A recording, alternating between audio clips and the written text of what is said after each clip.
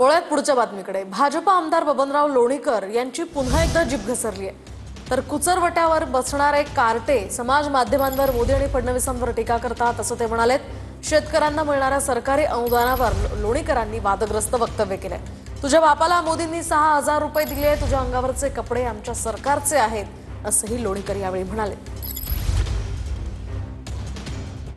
कुचरवट्यावर बसलेले जे 5-6 काटे 10 काटे असतात, त्याच्या माईचा पगार बबनराव लोणीकरनं केला, त्याच्या बापाचं पेन्शन बबनराव लोणीकरनं केलं। नरेंद्र मोदीजींनी 6000 रुपये तुझ्या बापाला पेरणीला दिले। तुझ्या माईच्या, तुझ्या बहिणीच्या, तुझ्या बायकोच्या नावावर लाडक्या बहिणीचे पैसे आले।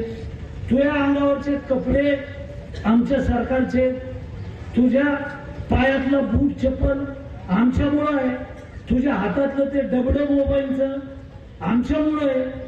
अरे आमचंच घेतो ना, आमच्याच कागदावर करतो, आम्हालाच बोलतो, चुकीचं लिहितो।